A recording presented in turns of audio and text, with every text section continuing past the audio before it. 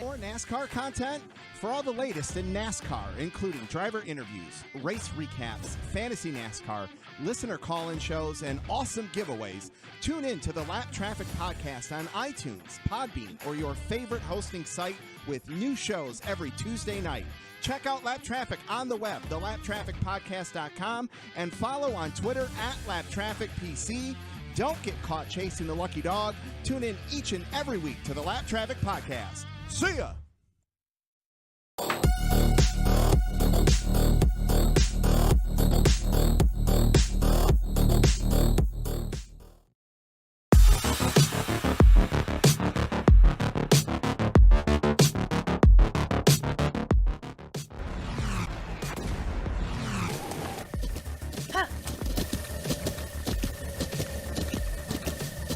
With the ButtKicker Gamer 2, what you see and what you hear is what you feel.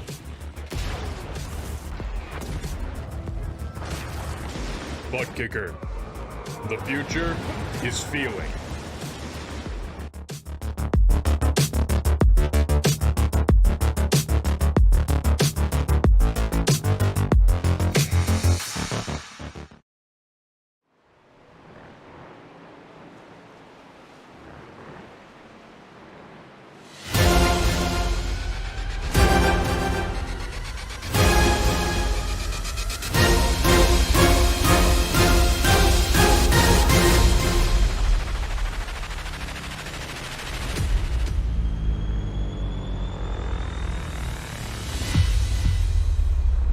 Welcome, ladies and gentlemen, to Freaky Fast Broadcasting on a Tuesday night. It's time for the Full Send Racing Series for that of round number 8 of the regular season. Last week, we got to see utter dominance at that of Richmond, but tonight, it's the unknown. It is road course racing at the lap traffic at the Glen here at Watkins Glen International. Drivers have been practicing. Some have been waiting for this one track for an opportunity to get into victory lane. And it's time to see how 55 laps here at the Glen is going to be handled here in the trucks. Again, welcome to Freaky Fast Broadcasting. My name is Sam Dyer. Joining me is going to be that of Trevor Earhart. Trevor, road course racing, going to be one of our first attempts to get to see how the drivers can handle going left and right here at one of the fastest road courses that these drivers will be going to. Yeah, it's going to be really fun tonight to watch these guys handle the left and right, the speed at which you can carry here at the Glen. Going to be a lot of fun, Sam, and could see some surprise faces up top looking at these practice times. Drivers that, we don't talk about often up here in the top 5 of our speed chart.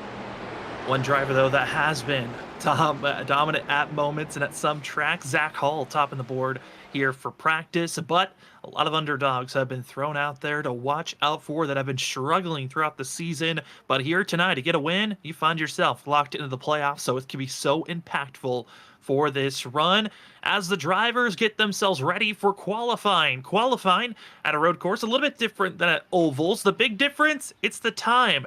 They usually at that of 2 miles to that of shorter tracks than that, find themselves with just 5 minutes of qualifying time to put down their fastest lap, and they're only given 2 laps to do so. Here at road courses, though, they're given 10 minutes, so this is going to be a little bit of fun for us to debrief and get ourselves ready for tonight's race here at the Glen. But certainly, favorite drivers to watch out for going to be Zach Hall, who's fastest during practice, and also got to see some surprise drivers on top, that of Brian Wilson, who we talked to earlier in the season at their clash at that of the LA Coliseum. Wilson said road courses is where he's going to feel a lot more comfortable, and Trevor, we certainly saw that during practice. Yeah, second fastest in practice, was the fastest there for a while up until Zach Hall put in his fast time. So Brian Wilson, definitely one of the drivers that I will be watching out for here tonight, Sam, in qualifying and especially in the race. As drivers getting themselves, again, they're going to get 1 warm-up lap, and then they're going to have 2 timed laps for themselves as 42 machine trying to get themselves ramped up and ready to get rolling here this evening. Certainly drivers trying to maximize their speed everywhere they're going to go here tonight, but qualifying, you have to be precise. Don't be going off course. Those incident points could be costing you, and it can invalidate your lap time. And Trevor, here at the Glen, I mean, is it going to be easy for these drivers to stay on course, or do you feel like it could be a little bit more difficult? It's relatively easy to stay on course here. They've changed some of the parameters over the last couple of seasons on what is considered an off track. Here at Watkins Glen, turn 1, you can run a little bit wider than what you used to be, but still can't go all the way across the rumble strips on the exit of turn 1. And down in what is turn 8, I believe, or I'm sorry, turn 7, they've extended that a little bit wider. But where you got to be careful is here through the bus stop, where we just saw Cole Sacchetti really easy to dip a tire into the grass, trying to carry a lot of speed through there. So that's one area that these drivers are really going to have to worry about here in qualifying. And a couple of drivers getting themselves ready to put in those times, expecting to see all of them be as fast as possible, as Cole Sacchetti gonna see his first lap. Who's gonna have the fastest first lap? I believe a lot of these drivers expecting this first lap to be the money lap for themselves. because of the fact that tire wear is a factor here with these trucks. If you watched us cover that of the next gen cup car in other leagues that we cover here on Freaking Fast Broadcast, we always talk about how those tires usually don't find any grain or any damage. They actually get faster as the race goes on, so you usually don't take tires. Here tonight, tire wear is going to be the biggest factor to touch on as these runs carry forward. As Cole Sacchetti, first lap, going to be the fastest so far as those times continue to trickle in. Yeah, really good first lap there from Cole Sacchetti with 113.8 for himself. Chris Stitz was second quickest on his first lap with a 114.1. So pretty good lap times from the top two, but see if these guys can improve any. Like you said, usually in the trucks, that first lap's usually the fastest one as the tires heat up, get a little bit slicker, can't get the power down as much as you could on that first lap. But we'll have to see here. Some of these guys took it maybe a little bit easy on that first lap to set them up for a second lap. So those drivers that did have this much slower time going to be that of Joshua Casebeer as well as Charles Hugel, that we're going to be finding themselves being about that of 4 to even 5 seconds off of Cole Sacchetti as drivers finishing out their times. Cole Sacchetti fastest on the board, and he's going to drift his way out. This second time's not going to be any better, but other drivers going to be trying to maximize their speed for themselves. Andrew Medlin going to be bouncing up to 8th place, and here comes the driver that was the fastest during practice, Zach Hall, already wiggling, trying to find that speed, as this is going to be the first lap for the 32 machine. Across the line and right down here into turn one, you got to get this first turn really good here to get a good drive up the hill through the S's, carry the speed down the straightaway into the bus stop. So turn one, really critical here to set yourself up for a good lap. And Zach Hall looks like he's just going to abandon it here, Sam, as he's completed his first lap. Completed the first lap, said, hey, I don't think I'm going to maximize or get any faster. That's what I'm going to stick with. And it is a 1 minute and 13.999. It's going to be slower than Cole Sacchetti by over a full 10th. And that of the third fastest driver going to be that of Chris Stitz. Here comes some other drivers going to be putting in their times for themselves. The 24 machine of Cameron Sarton, who found himself looking so dominant last week, but was not able to grasp that of the win at that of Richmond, where he was not able to get it done. That was Ken Campbell that won last week. But this 24 hoping for a good road course, or at least a consistent run at a road course for that of the 24. He'll come across the line 7th. So here comes some other drivers getting themselves ready, as it's going to be the one of Will Bustler. Complete his first lap. And back to Cameron Sarton in the 24, Sam, was our winner at the first road course we went to last season, won that of Charlotte Roval in the Xfinity car in the first road course. So nice to see Cameron kind of struggling here a little bit in qualifying here at the road. Yeah, I mean, it's a little bit of a shock as you're seeing the 3 machine of Ryan Lynch going through the bus stop. This is a warm-up lap for that of 3. With that of 4 minutes left in qualifying, he's going to need a very good first lap here, as I don't know if he'll have enough time for a second lap. But, you know, for that of Cameron Sarton, certainly the first lap wasn't as good as he wants. I think because of how slow the 24 was on that first lap, is going to have an opportune chance for the second time to be faster. But also, you got to think of last season to this season, there are a lot of other fast drivers that are coming in. I mean, you look at the leaderboard, Zach Hall, he's going to be quick up there, as well as that of Brian Wilson, Austin Call. Those are 3 drivers that are trying to show out here at the Glen, as Cameron Sarton does move up to 6th place after his second lap that comes in, as we're still seeing some other drivers trying to get their first laps into the queue. That's going to be Logan Keys currently on their lap, going to be the first lap here for qualifying, with 3 minutes and 20 seconds still left under the clock. Logan Keys here coming down the back straightaway into 7. Tree here, see if he can keep it, not drift it out wide. Does a really good job holding it here, but right here through turn number 8, you want to get to the power as soon as you can to get down the straightaway. See if you can get some speed here down the straightaway. Let's see what Logan Keys does here. And across the line for that of Logan Keys, doesn't look like it's going to be an extreme quick time. Going to be 17th fastest with 1 minute and 16.427 for that of Logan Keys, as it did these drivers, for some of them, trying to maximize their runs the best that they can. And that of the 3 machine of Ryan Lynch. Now going to be trying to put their time in. 2 minutes and 30 seconds left on the clock, and drivers that are still out there on track going to be the 3 machine of Ryan Lynch and Logan Keys. They are the only 2 that are still out on track. Drivers deciding not to put in time is going to be that of Nick Holland as well as Nick Gould. So the Nick's deciding to sit back and relax, as that of Ryan Lynch going a little bit too wide. That should be taken away. That the second lap, the first one's going to be 1 minute 18.305 for the 3 machine. So Logan Keys going to be setting up to finish out their second lap of qualifying. The 3's going to be trying their best to finish out before the timer is done. We'll have plenty of time to do so. But Trevor, certainly this race, 55 laps that they're going to have to deal with. But something that's different from some of the other leagues that we cover, there will be a full course yellow for that of the stage break. As drivers getting themselves set up and ready to go. As we're going to lose Trevor for a quick second here. He's going to go reboot his computer. He'll be back in just a few moments. As you are watching the Full Send Racing Series here tonight, it is the lap traffic at the Glen. These drivers are going to have 55 laps is going to be the total length for these drivers. As out of the final corner, that of Ryan Lynch trying to best his time, went a little bit off course in the beginning of this lap, so we don't know if this lap that's coming across the line is even going to count. But as he crosses the line, Ryan Lynch, 20th position for that first lap, and that first lap is what's going to count. The second one will not be validated, as we are going to be having a total of 23 trucks expected to race here tonight, as we got ourselves out of 45 seconds left in qualifying.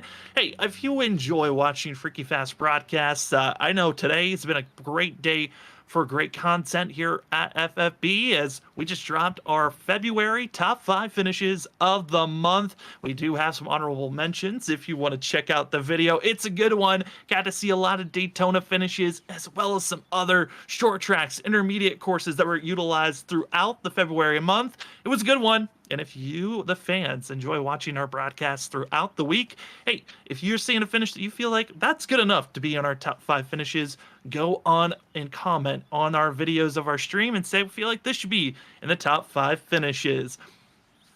Tonight, going to be a good one as these drivers get ready for their first road course of the season.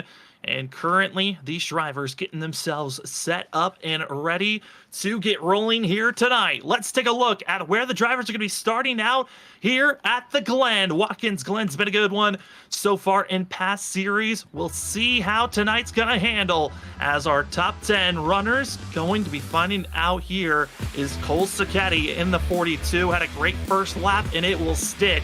Zach Hall only put 1 time in for qualifying, and it was good enough for second place. Chris Stitt's going to be in third. The dark horse to watch out for, that of Brian L. Williams, going to be in fourth. Austin Call, another rookie that's been looking good this season. We'll see how well he can run in the road course, in 5th place. The 2-time champion Cameron Sarton going to be in 6th. Last season's champion Ross Tatum going to be in 7th. With Andrew Medlin in 8th. 9th is going to be that of Kyle Carpenter.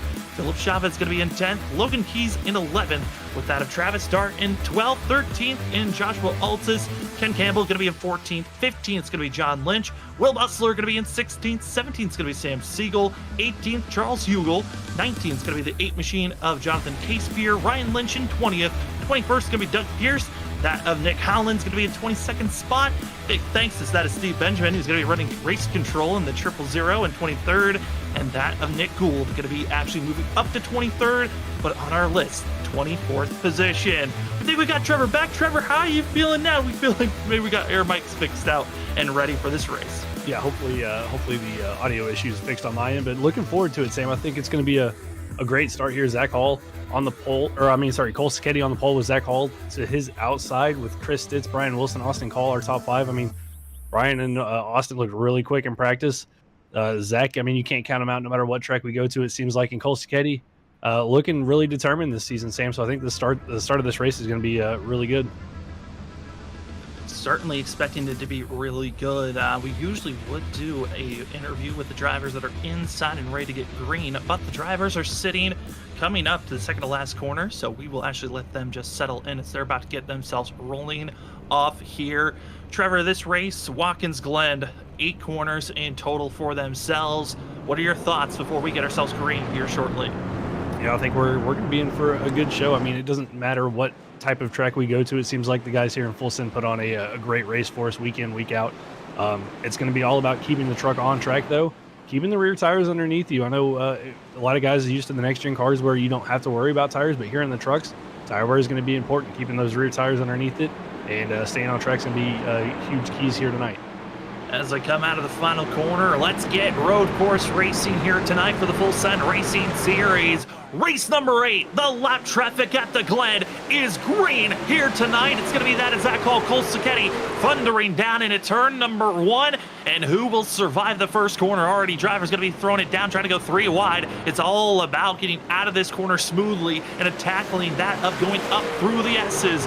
Drivers make it through turn number 1, but the S's where you can find yourself getting loose and out of hand. Drivers already backing off, trying to get in line and single filed out. And that is a clean entry and starting here tonight. Trevor, you'll love to see that here at the Glen. Yeah, great run through the S's from everybody. Really easy to get loose on new tires going through the S's. Everybody doing a great job through there, but it's going to be down here in the bus stop where you're still stacked up on top of one another, where you have to be careful as everybody's braking points are going to be different. But looking through it all, Sam, looks like everybody's getting through the bus stop clean. Everyone got in line, single filing their way through the train, chugging along as that Boschetti leads the charge as the drivers go over the rumble strip, heading down into that of turn number 7. Going to be seeing these drivers. How can they handle these last 2 corners? Very easy to go a little bit too far ahead and outbrake yourself, sliding past those rumble strips, but everyone staying in line. The whole entire field still stuck together in the first lap, going to be led by that of the 42 of Cole Sacchetti. He is going to be up front, a little bit of battling action for that of 6th place, but down into turn number 1, great opportunity for drivers to try to make some passes. Brian Wilson with a big dive to the inside of the 18 of Austin Call got a little loose though, locked the rear tires up, trying to get to the inside in turn number 1. Going to lose that spot up here through the S's, but it's actually going to try to power back on the outside through the S's here. Sam in that 9 machine, see if he can hold it there, but not quite going to have it. See if he can have the run, but it's going to allow the 24 of Cameron starting to close in on this battle down the straightaway. Starting trying to close in. Where does he go? We've seen drivers, if you've watched the Glen on Monday night for the ISRC Truck Series, some drivers attempted 3 wide. It's a risky move, but they'll all line up, get single file through the bus stop and into that of the carousel around this turn number, that of 6, heading down to turn 7. Drivers, certainly at this moment, it's going to be that of 4th on back. Very much off the pace. Our top 3 are in a completely different time zone compared to the rest of the field. Yeah, those 3 back here battling, Brian Wilson, Austin Call, Cameron Sarton, when they got to battling, allowed our top 3 to really pull away as they've all kind of stayed nose to tail. It's this battling back here for 4th, 5th, and 6th that kind of slowed everybody up, and Cameron Sarton slowly working his way through these guys. Brian Wilson looking to be a little bit aggressive on corner exit. It's a little bit loose on him. That's allowing that 24 machine to keep closing in on him to try to see if he can find a way around him. And also of note, drivers will have another attempt at a restart. There will be a full course yellow thrown for our stage break at the end of lap 10. So our leader is going to be trying to build up a big enough lead. They are on the understanding that you are racing for position for the next restart. Top 10 drivers will get bonus points for themselves. So that Brian L. Williams going to be up to that 4th place, into that of the bus stop. These drivers, 3.5 seconds off of our leaders. As we fall back to 7th place is where we find Ross Tatum. Hasn't moved up or down any positions just yet. Taking it easy is the 21 as he's got Andrew Medlin behind him. And also that of Cal Carpenter and Logan Keys finishing out our top 10. Yeah, these guys are kind of falling into a rhythm now. Trying to just find themselves in a gap. Just find your braking zone. See if the driver in front of you makes mistakes. See if you can get around them when they do so. And the nice thing here, Sam, in the race, don't have to worry about those off-track penalties unless you go too far off track and it gives you a slowdown. But I believe there's only one or 2 places on the track. Turn 1, I know if you run too far wide, it'll give you a slowdown, and through the bus stop, if you end up cutting it, it'll also give you a slowdown. But only 2 places these drivers really have to worry about that penalty. Yeah, the slowdown really, the bus stop and staying too far off of, off track on a far extension at a turn 1. Those are, like you said, the 2 spots to watch out for. One driver, though, that can't wait for our stage break caution to come out so they get another chance at this restart. Nick Howland was given a black flag drive-through penalty for that at the 68, as he will be at the tail end of the line. He's already used that pass, but talking about a drive-through, another pass that's been used is for the lead. Zach Hall getting by that of Cole Sacchetti. Chris Stitz holding steady there in third. And all three of these drivers, they are pulling away from the rest of the field, but it is that of the 32 that's maximizing the speed. Yeah, had a really good run out of turn number 1 through the S's, got around Cole Sacchetti when they got to the bus stop. Just moved Zach Hall up one spot. Unfortunately for the 17 of Chris Stitz, wasn't able to be close enough to really take advantage of that.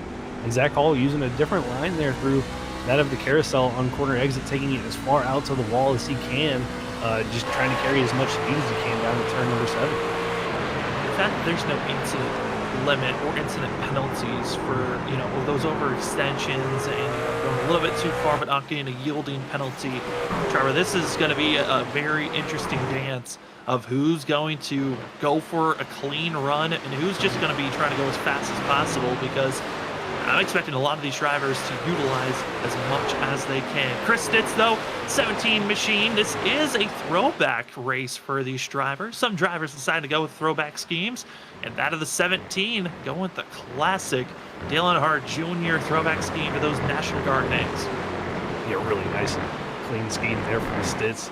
Up in front of him, Cole Sacchetti running the throwback scheme to that of, I want to say, David Starr, maybe, in the Spears truck, if I remember correctly. And then there's a couple other throwback schemes out throughout the field, and it's always fun saying when we have these throwback events to see what drivers can come up with. You never know who's going to throw out the throwbacks, who's sticking with their guns and staying with their classic schemes.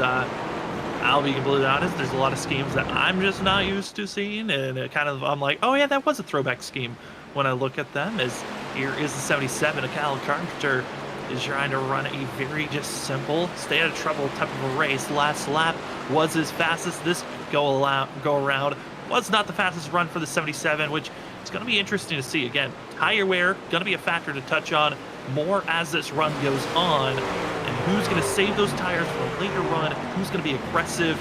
As we drop back to that of the 94, Joshua Altis, who became more of a full-time racer, who's no longer a fill-in driver, has decided to go as part-time for the rest of the season. Whenever he can, he's going to show up and race, and it's good to see the 94 currently in 12th position, not in a fight to get himself into that of the bonus points, as he's got Philip Chavez in 11th place right in front of him.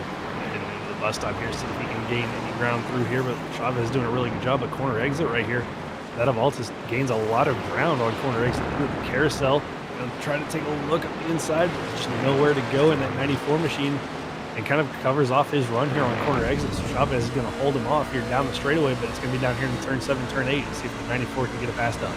And as we've been watching this action battling for 11th place, issues for our leader, Zach Hall.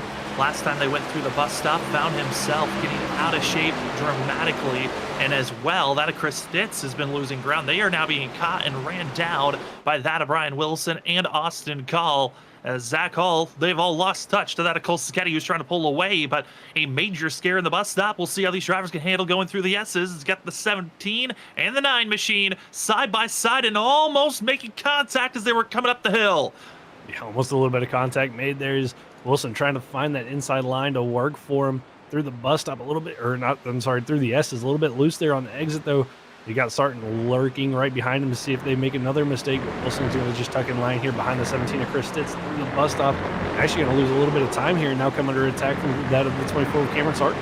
Cameron Sarton talked about how he won back at the Roval. He's going to be trying his best to get back into victory lane in the road course as he is pressuring this 9 machine.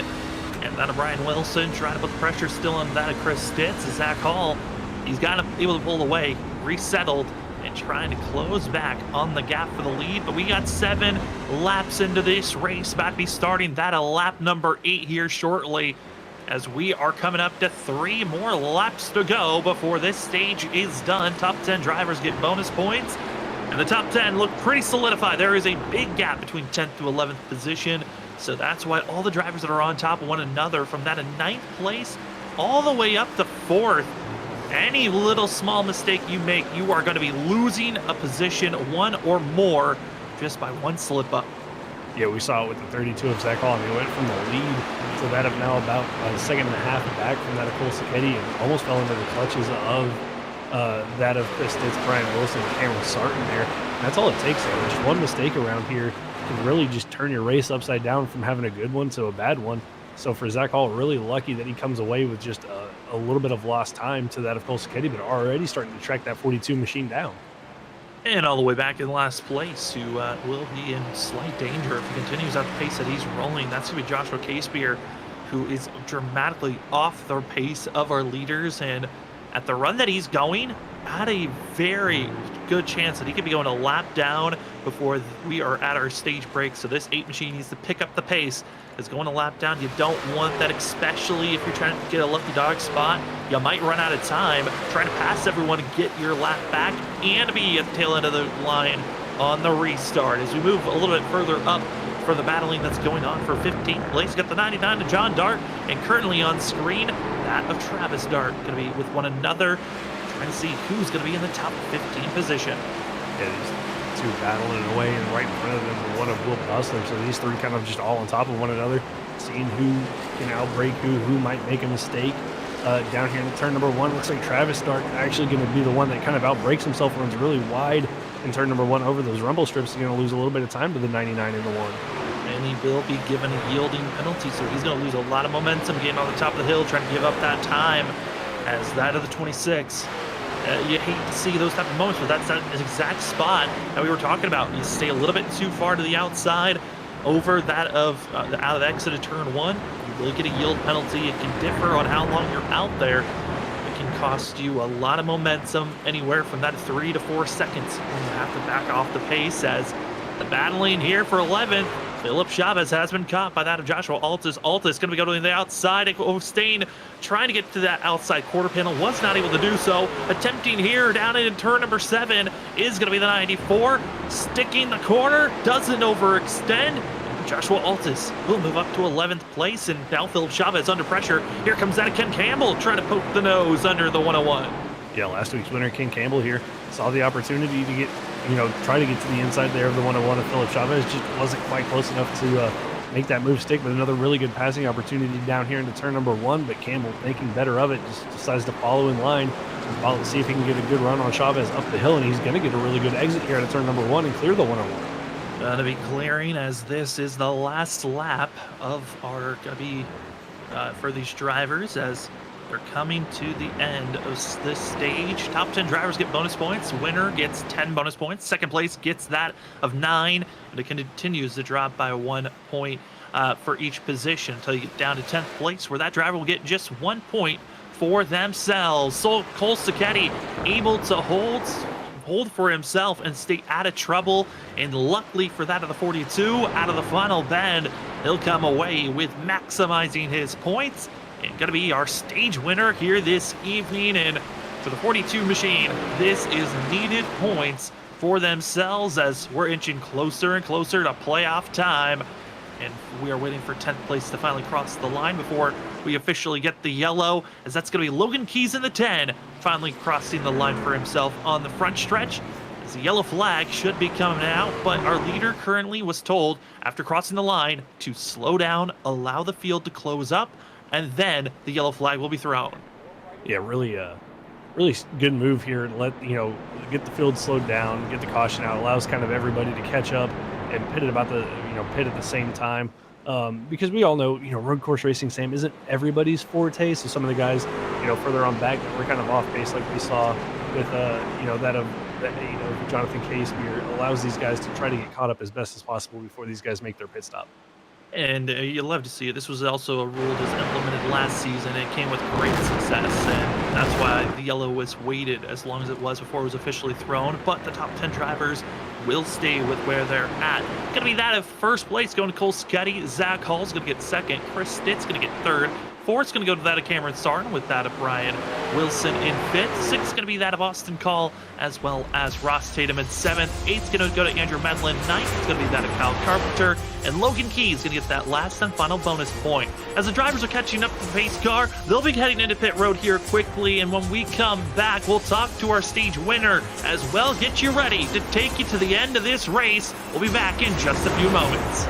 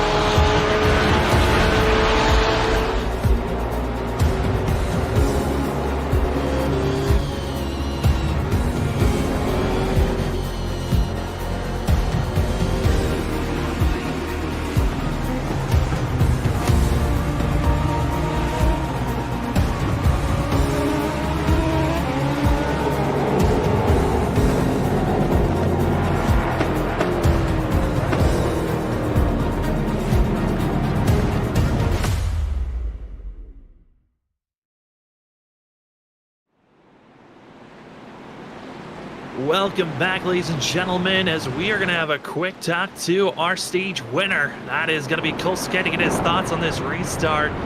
Cole and Sam and Trevor up the booth. You got us? Yeah, how's it going, guys? Well, you won the stage. I know you didn't get the restart. I mean, the pit stop you wanted, but man, how are you feeling heading into the rest of this race? Not too bad. I got some fast guys in front of me here, so it's going to be interesting trying to maneuver around them. Didn't really have too much traffic, but Zach's got a fast truck up there, so keep an eye on him.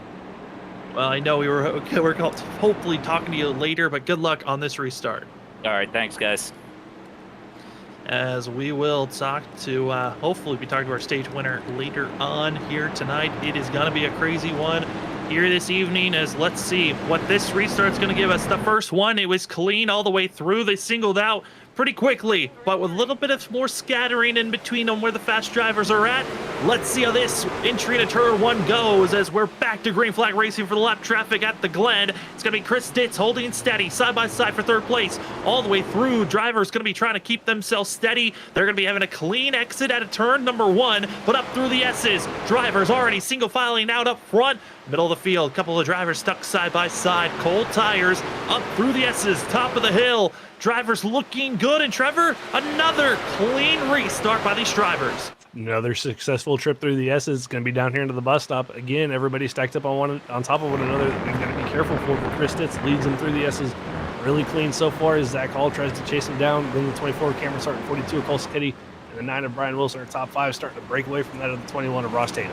And while we were under commercial break, that of Joshua Casebeer was going to call it a night. The 8 is done from the Ambush Racing team. Hope that he's going to be driving a little bit better next week as the drivers head to that of Pocono for the tricky triangle. But it's Chris Ditz so far leading. In front of that is Zach Hall. Cameron Sarton has moved up. He is the biggest, one of the bigger movers in our top 10. The biggest mover is Austin, going to be actually that Joshua Alta's up 5 positions from where he qualified.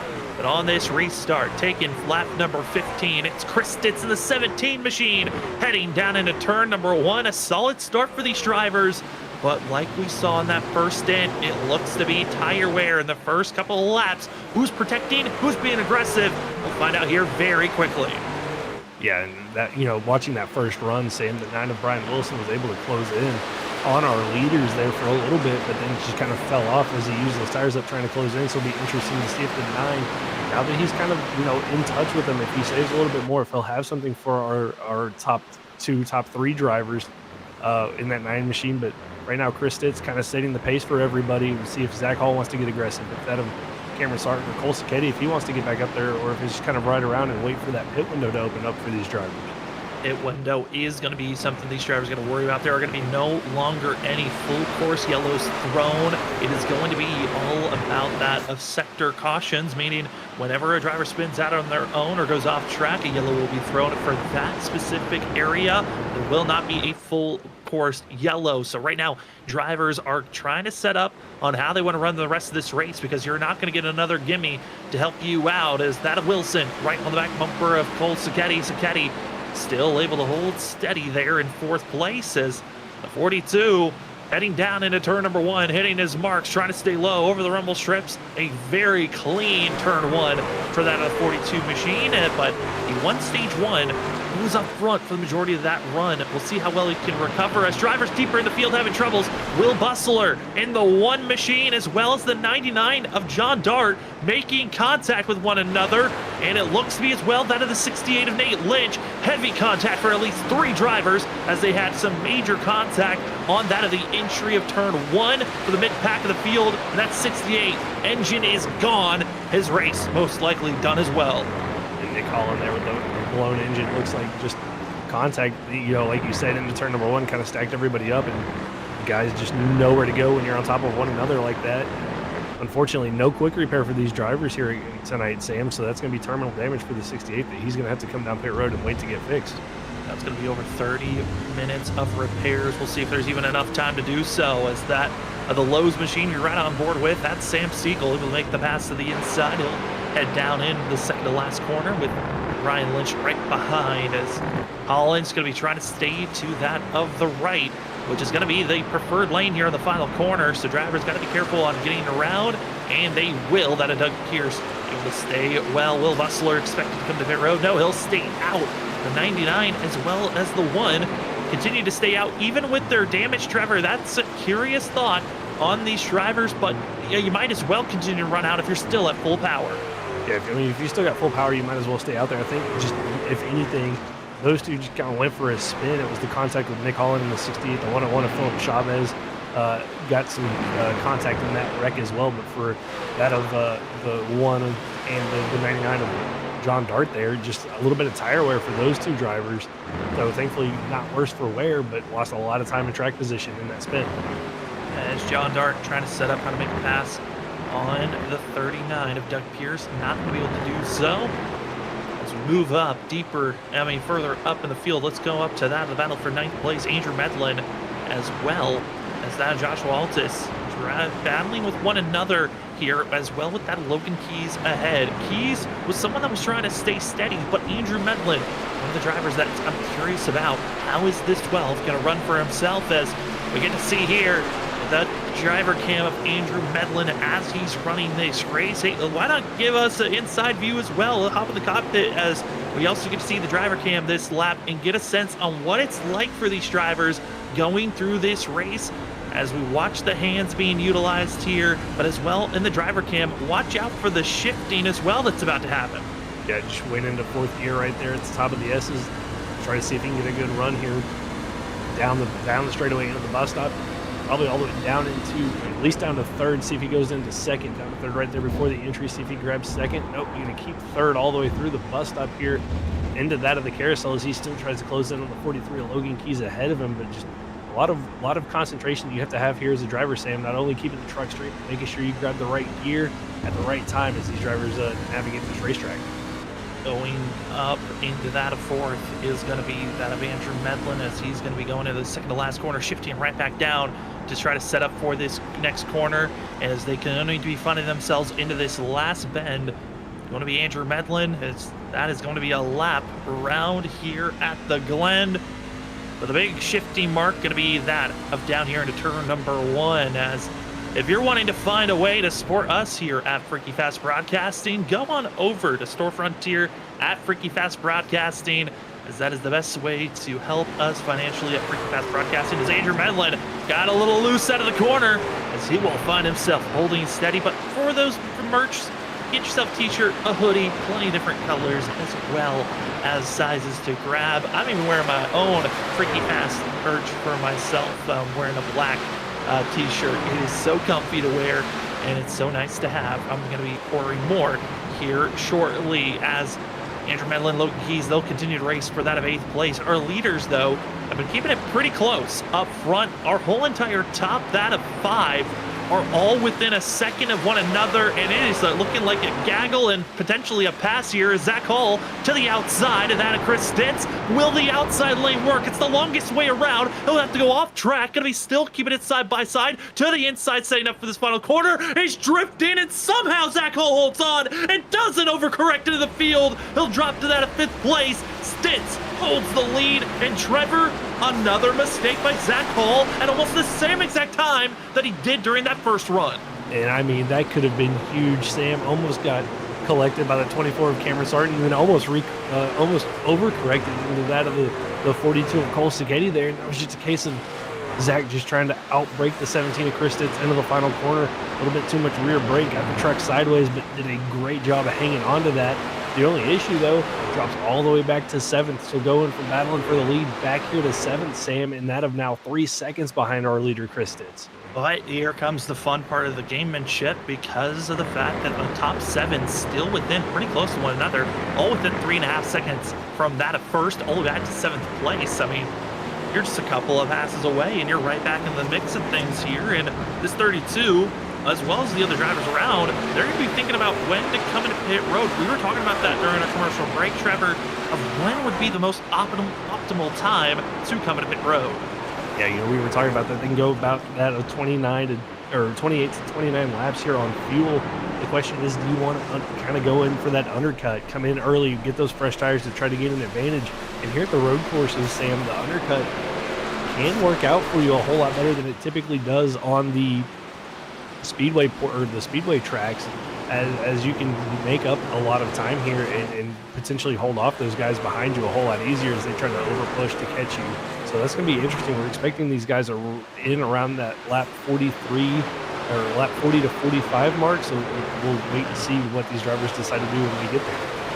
Yeah, but it's going to be around 40 to 41. The marker that it could also be aiming for when coming into pit road. It's going to be so close for a lot of these drivers. When is the perfect time to hit those marks? But for now, our top that of 7 continue to keep themselves pretty close to one another. Seems to be a very similar kind of breakaway like we saw during our stage break on where drivers were trying to get away, have their own running space. As driver in the pit road again is Nick Holland, still trying to get the repairs for the required damage of a blown engine for the 68 machine. Jonathan Casebeer called it a night if you were just joining us. We had our one and only full course yellow for our stage break at that of lap 10, where we got to see that of Cole Scatty, who currently runs in second place, be the winner of our stage and maximizing his points. The driver that we really, I gotta say, I'm not completely surprised by this run by the 17, but the fact that he's leading with some of the caliber of road course drivers that we have here. Chris Ditz has been doing a great job of just hitting his marks and doing exactly what he needs here for road course racing, which is stay out of trouble. Yeah, stay out of trouble, stay on track, hit your marks, and it's doing just that. Typically not a driver we talk a lot about here on the road courses, but doing a great job. Held off the pressure from the 32 of Zach Hall, waited for Zach to make that mistake, pulled away. But Cole Sacchetti, our stage winner, is slowly closing in on that 17 machine, and he's bringing with him 2 really fast trucks in that Cameron Sarton and Brian Wilson. Wilson doing a lot better job on this run, saving the tires on that 9 machine and keeping touch with our race leaders. Keeping in touch, not wanting to give up any time, but that could be costly. Going a little bit too far on the edge. Now going to be Cole Sacchetti diving it down low. Will this pass be made here in this first corner? And also got to watch out for that switchback move. At 17 can keep it to the outside. Going to be trying his best, but he's going to be losing 2 positions. Cameron Sarton now going to be trying to put the pressure on our leader. Not able to do so. And the 17 might even lose another spot here with a bad exit out of that final bend, as here comes Wilson right on the back bumper and give our new leader, Cole Sacchetti, right back to where he was when he ended off our stage break. Yeah, and right there, just a little bit wide from the exit of the carousel for the 17 of Chris Ditz. Just wasn't able to hold off the run from the 42 of Cole Sacchetti, and then Cameron Sarton saw the opportunity, took it, covered off that of Stitz in the final corner, turn 8. So he can do the crossover and almost made a move on that of Cole Sacchetti as well with the 24, but had to back out of that one. So move him up to second, Stitz back to third, but he holds off the pressure from the 9 of Brian Wilson for the time being. Holds off the pressure and continuing to race this thing out as Zach Hall fell back to 7th place, up to 5th after getting by that of Ross Tatum and Austin Cole, running smooth and quiet times. Quietly making his way forward, but if you look at the last lap, there's nothing quiet about being almost a full second faster than the next fastest driver. This 32, just based off of patience, looks to be good, but also the pressure. He's hoping for more drivers to put the pressure on our leaders and also for the battle for 3rd place. That's going to enable this 32 to get right back in the mix, which when he made that big slide, just that of 4 laps ago, Zach was battling for the lead and fell back to 7th. He's still trying to make this recovery run, and there's just a few drivers. I mean, our top 5 currently right now, I would say, are the top 5 drivers. I would not be surprised if they're the ones battling for this win when it comes to the end of this race. Yeah, I mean, these guys have kind of looked to be a little bit untouchable compared to the rest of the field, as they've been able to pull away that to about 4 seconds back to that of Ross Tatum. Austin Call, Logan Keys is about 8 seconds back. And then 14 seconds from our leader all the way down to 10th place of Kim Campbell. So these top 5, top 6, and if you count Ross Tatum, I mean, if they can keep it clean, they can pretty much have this race to race between themselves for the remainder of it. They're going to continue to try their best where they're at this current moment, as this field all trying to make their pushes to have a great finish for themselves. And you know, with the fact that we're closing in on the playoffs here, to at least the halfway marker of this season, drivers need to start making that change. If you've been having a rough first half, it's time to make that switch to have a better second half of the regular season. And some of the drivers that are in this group, some of those that are needing this switch, I mean, this 9 machine of Wilson diving it to the inside of Chris Stitz. starting to lose grip and positioning here as the 9's going to be trying to make the pass up through the S's in the more preferred lane for this first corner, and Wilson will make this pass cleanly. Stitz getting a little bit out of shape, though, as he's going to give an opportunity for Zach Hall at the top of the hill.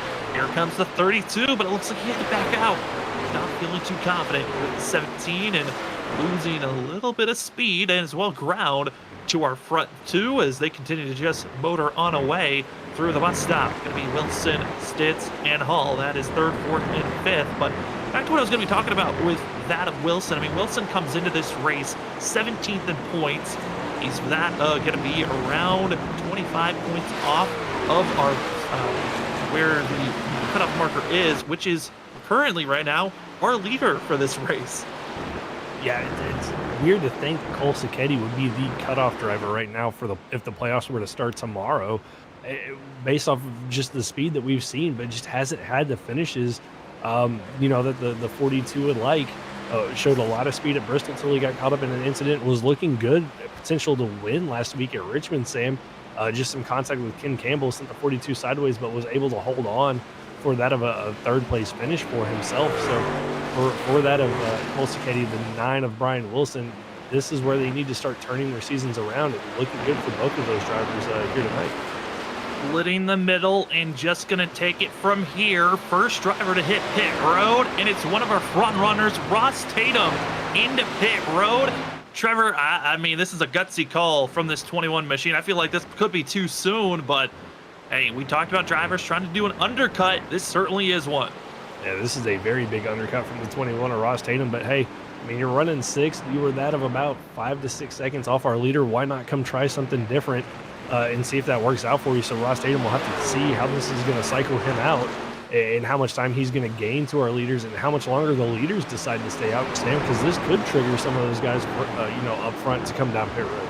They really could. Another driver that had come to pit road looks to be damaged is that a 39 machine of Doug Pierce, still in pit road getting damage to repair. A driver, though, big kudos that he's back out on track, but he's 6 laps down. Nick Holland not giving up. The 68 still out there on track after getting his, what we thought, terminal damage repaired. As we're watching some drivers into pit road, it's Logan Keys who's going to be the next driver taking that early undercut pit stop. And the undercut meaning that these drivers are going to be the first drivers coming to pit road earlier than what we were traditionally expecting drivers to come into pit road for. The overcut is when drivers stay out until they completely run out of fuel.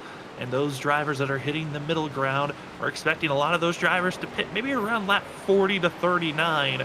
So that could be in the next 10 laps. That is a massive advantage on these tires. Yeah, it's going to be a huge advantage for them. Their only issue is, Sam, they have to get through traffic. And they've got to do it quickly, but also be patient. You don't want to make a mistake, get caught up with a slower car as you work your way through the field on the fresher tires. So it's going to be interesting. It seems really early to be making these pit stops, but for Ross Tatum, Logan Keys, it could work out for him and gain him a couple positions here toward the end of the race.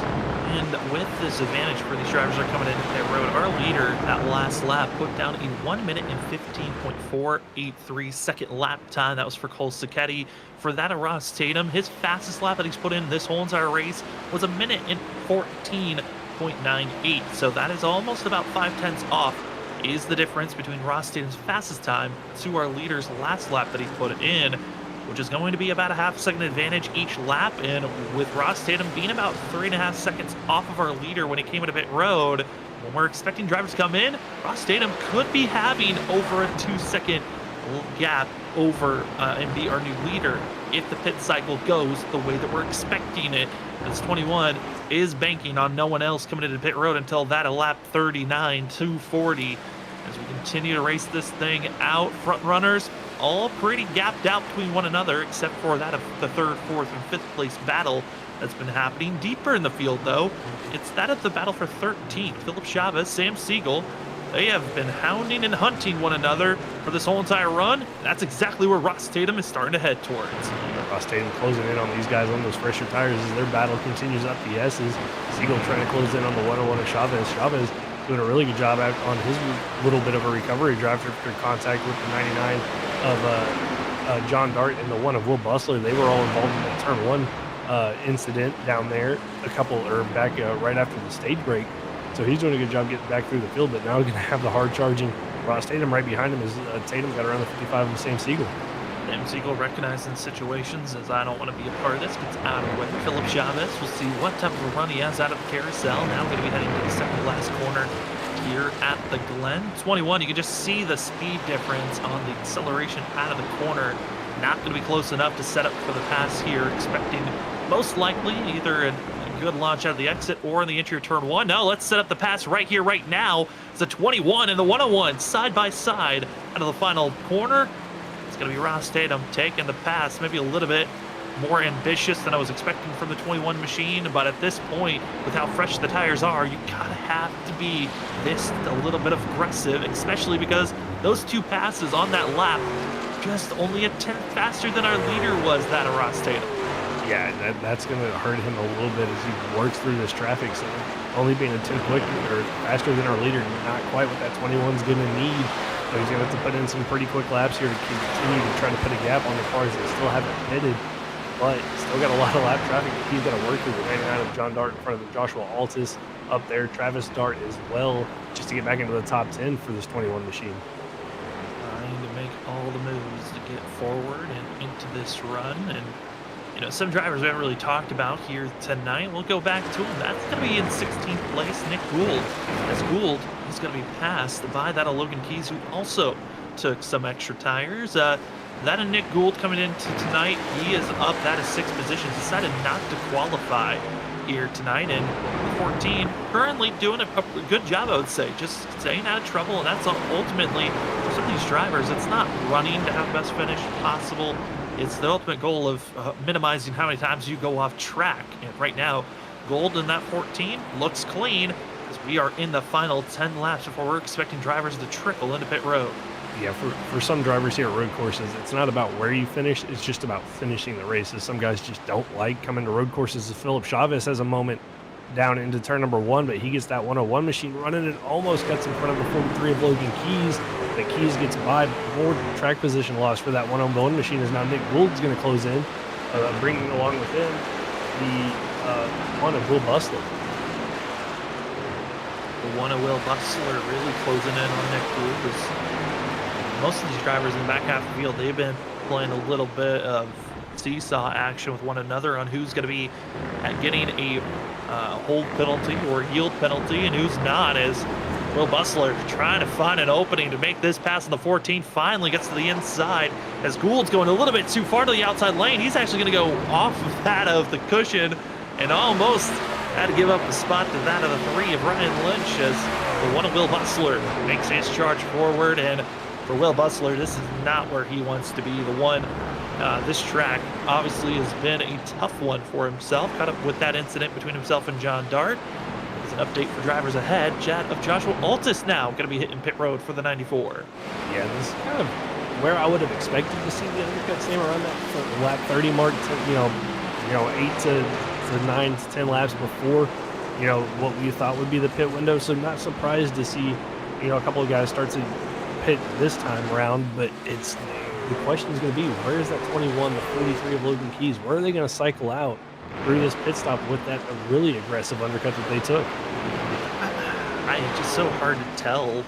You're just looking at the lap times based off of that, because Will Sacchetti, ever since he's gotten the pulled away and there's really no pressure for the 42, he's catching up to lap traffic. He'll have Joshua Altus behind him on fresh rubber that he might be trying to put the pressure on the 42 machine. He's going to also try to get by that of Sam Siegel, but Cole Sacchetti has been putting down consistent fast laps for the past 3 laps here, and he has built the gap up to over 3 seconds between himself and Cameron Sarton. But this is those scary moments as the leader when you're getting by lap cars. Drivers behind that are going to lap down have fresher tires than you. They're going to be a little bit faster because of that natural wear down. This is when you're hoping, if a driver's going to get by, be as fast as possible so you're not losing any more ground. As it's the pressure for our leader, and it's a lap car that he's got to deal with. Yeah, I mean, looking at those last laps, and Cole Sacchetti with a 1 minute 15.9. The only other truck kind of even close to him was that of Zach Hall, who was a little bit quicker than him with a 1 minute 15.8. Is right there. The 94 of Altus really wide through turn number 7, coming into turn number 8. So the 94 trying to push and be aggressive, but just overdoing it there through 7. But Zach Hall, I mean, was a little bit faster than our leader, so that of almost 5 seconds behind him. Really going to need to start doing some work for that 32 if he wants any shots to get up here to the 42. It's the consistency that's kind of hurting him right now. Joshua Alt is just struggling for his moment to try to stay on course as we move back for the battle for third place. It's going to be that of Wilson, Hall, as they're both closing in on Cameron Sartin in second place. But Zach Hall, that rear end just does not look stable, and it hasn't looked stable for the last 10 laps. Yeah, I mean, they've been out there now for 23 laps on this set of tires. The rear ends on these trucks are going to be really tail happy, especially as they try to get the power down out of these corners to generate as much of a run as they can. And we're seeing it. I mean, even with our leader, Cole Skiddy, when we were watching it, right here, Zach Hall getting a little bit loose through the bus stop corner exit right here through the carousel. I mean, you try to carry as much speed as you can, but be careful here on the corner exit not to get loose, especially if you run wide over these rumble strips right there like we saw Wilson. But Zach Hall doing what he can to try to run down this 9 machine at 24 with Cameron Sartin in front of him. I was just watching Cameron Sartin, and he had a scare type of a moment happen right through the bus stop. He just grazed the grass, and Trevor, that's not what you want to do. Grazing the grass is the last thing you want to do, especially with these vehicles. It is not a comfortable feeling when you get just a little bit of these tires touching the greenery. No, it's like hitting ice. You basically lose all control of the vehicle, especially if you hit it with the rear tires. It's really easy to loop it around as you hit it with the rear tires and get trying to get the power down. Zach Hall get it to around. Brian Wilson gets a little bit loose on corner exit turn number 1, but able to hang on, keep that position past the 9. Now got to run down that 24 Cameron Sartin, who really looks like he's starting to struggle. He's starting to struggle, and right now would be the perfect time for him to come in, because it would be after that limit where he's been dealing with the struggles. We know that the 24 can be fast. I mean, that of the 32 can be fast, and trying to get that undercut, this is going to be the best opportunity to do so, as more drivers have already started to come into pit road. I understand that feeling of you want to stay out as late as possible because you want to have the freshest tires. You're going to feel the most comfortable for that last push. But I think at this moment, with how just mad that rear end is looking for this 32 machine, they might want to get this group stripes into pit road quickly, as we've got ourselves coming up to 20 laps to go here tonight. I mean, why not try something different? You're 5 seconds, 5.5 seconds back of the leader. I mean, what's it going to hurt you to really try something different? As I say that, Cole Sacchetti, he's going to be the first of our leaders down pit road this time by. I don't know about that call. I just feel like for Cole Sacchetti, he should have stayed out as long as possible. You had the space to do so. Following with the 42 is going to be the 17 of Chris Stitz. This now gives a very good chance for Cameron Sartin, Zach Hall, but also Brian Wilson, who were struggling on the long run, to allow them to have the freshest tires later on. That's just going to be a huge equalizer between both drivers. You gotta hope that if you're pitting now, you do not get caught with any penalties. You don't want to get held for any sort of amount of time. Luckily for Stitz and for that Sartin, they are going to be, for that Cole Sacchetti, they're both good. They're not going to get a hold penalty, and the 42 is back out on track as the 24 leads the way out of the bus stop as he is trying to hold out and maybe think about pit road here shortly. Yeah, I'd expect to see that at Cameron Sartin, Zach Hall, Brian Wilson, Medlin, Campbell, all come down pit road here. As you can just see the wheel work right there from Cameron Sartin on corner exit, trying to keep that truck straight, just having to work that wheel to get the power down and even into corner entry, Sam. I mean, just look how much he's having to work this wheel just to keep this 24 truck on the road. And update for drivers that came into pit road and where they are running now. Cole Sacchetti was able to keep the distance on Ross Tatum. He actually was able to gap his way over the 21 who did the undercut. Trevor, that is incredible by the 42 machine. On the fact that Ross Tatum tried to get an advantage, it didn't work out, but gosh, those hands are out of control. The rumble strip's not helping, and somehow the 24 looks like he is just on ice, just drifting his way on this asphalt, and it is not looking comfortable at any moment as Zach Hall into pit road, Brian Wilson into pit road, truck going to be stopped on the outside. That's going to be Travis Dart who's going to tow to pit road. I mean, it is absolute issues for that of the 26, as we are going to be seeing that of Cameron Sartin still staying out on that up on track. But Wilson, Hall, Medlin, all at pit road, as well as Ken Campbell. We're now just left with this 24 being the last driver to have to come into pit road. Yeah, it's going to be interesting to see when Cameron Sartin decides to bring that machine down pit road. And Sam, based off of his hands and what we've seen, sooner rather than later might be the call for Cameron. I mean, he is turned into, instead of a truck driver, he's a professional drift driver out there right now with the way this is looking. And update on the 26, who did have issues as he'll stay out for another lap, is going to be the 24 machine. And that of Travis Dart got loose on the top of the hill, wrecked it, and that was the yellow machine that was stopped on track while we were riding on board with this 24. Had to take the tow. Was that a Dart? As he will be in pit road for quite a while. Going to be going multiple laps down, as the difference between first and second place going to be 24.4 seconds. That is a huge difference. Zach Hall, who decided to stay out just a lap later than Cole Sacchetti, currently 7.1 seconds off of our leader. I mean, Trevor, that is a huge gap that Zach Hall now has to mount to try to catch up to the 42, who is looking poised to get himself back into victory. Get himself back into victory lane, and it is going to be a good sign for himself. Yeah, and just ran the fastest lap of the entire race with a 1:14.1. I mean, that 42 machine is flying, trying to track down this 24 Cameron Sarton. And Sarton, I wonder, Sam, as risky as it may sound, running this as dry as he can to take the least amount of fuel and maybe a 2-tire pit stop for this 24 machine. It might be possible, but I don't know, as he's coming to pit road this time by. I mean, even if he was trying that, he has given up so much time because of how much he's been having to work the wheel and the tires being so gone. All that advantage that he would have had for that decision, throw it out the window, because Cameron Sarton, yes, he was doing a great job, but I mean, Cole Sacchetti is flying at this moment. He's just about to come around the corner here on that last corner. While this 24 is not even into pit road, there is Cole Sacchetti about to make the pass for the lead. Yeah, and Sarton just now getting to his box, and here comes Cole Sacchetti down the front straightaway. So there goes first place for the 24 machine, and here comes Zach Hall down the front straightaway as well, with Chris Stitz and Brian Wilson in tow. So this 24 machine, who was running, second at one point, now going to be all the way back to that of fourth position. As there goes Brian Wilson down into turn 1, and the 21 of Ross Tatum, Sam.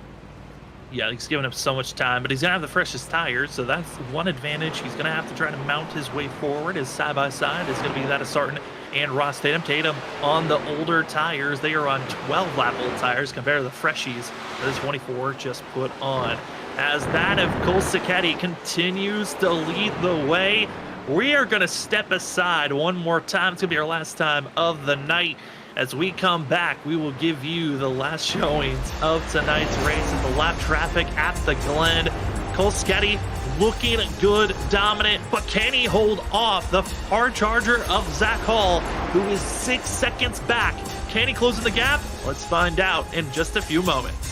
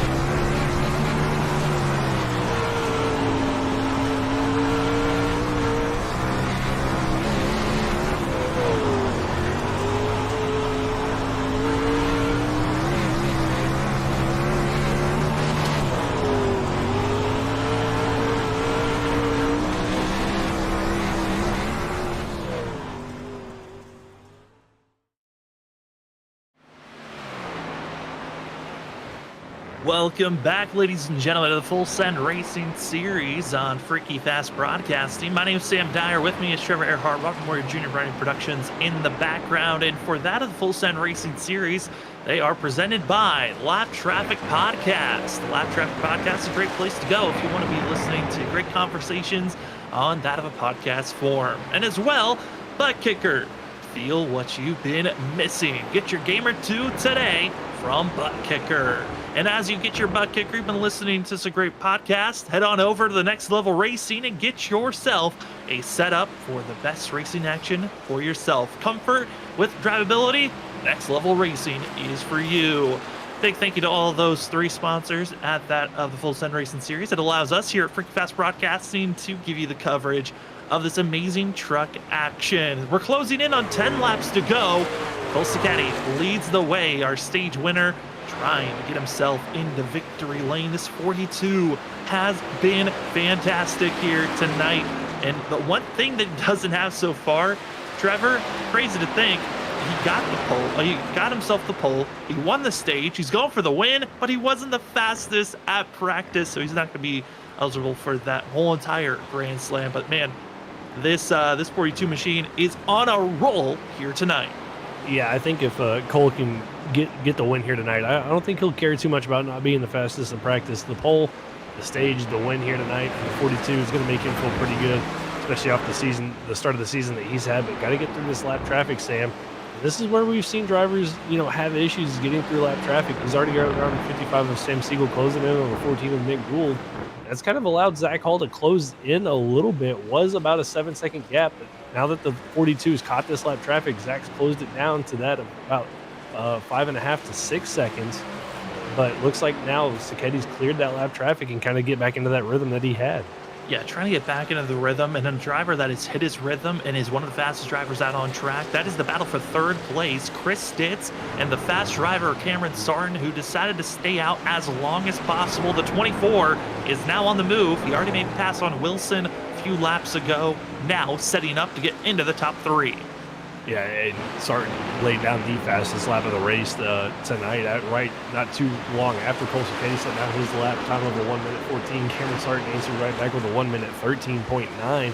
But the issue for Sarton, Sam, after he stayed out that long, that of about 11 seconds behind Cole Sacchetti, but at least closing in on the 17 of Chris Stitz here in the bus stop as his battle for third continues. But Sarton drives it in deep, clips the grass there, not sure if he might have a slowdown. It looked kind of off track and off centered there through the bus stop.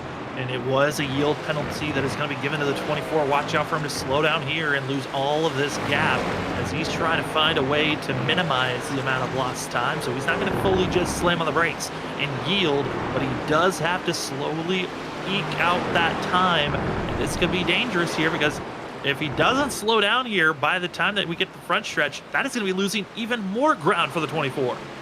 Yeah, you can kind of play the system a little bit with the slowdown. It gives you about 45 seconds to give up the time that you gained through a certain part of the racetrack. But I mean, those last two corners in that straightaway through the carousel, I mean, those are spots on the track that you want to carry as much speed in. And it looks like he did get that cleared, but you see how much time he lost to the 17 of Chris Stitz just trying to play that as perfect as he could. Almost a full second given up in just an instant, and it's a tough pill to swallow for themselves as Zach Hall just put down another burner lap for that of the 32. It's down to almost 5 seconds, the gap between our top two drivers, but Zach is now closing in on the lap traffic that gave him all that time to close in for the 42, and it's always that, toss of a coin where one side's helping and the other side isn't. As we look at the difference here on the pace, I mean, certainly the advantage has been going to that of Zach Hall, but that of the number 42 machine of Cole Sacchetti trying to find himself the maximum speed to get into victory lane for the first time this season. And he wants to get back to victory lane to solidify his spot into that of the playoffs as Zach Hall now going to be setting up here. The 55 Sam Siegel to the inside is the 32. Get hard on the brakes. Got to make sure that you don't overextend out of the exit of this corner. Could be hurting you, but not the best exit that Zach was hoping for there.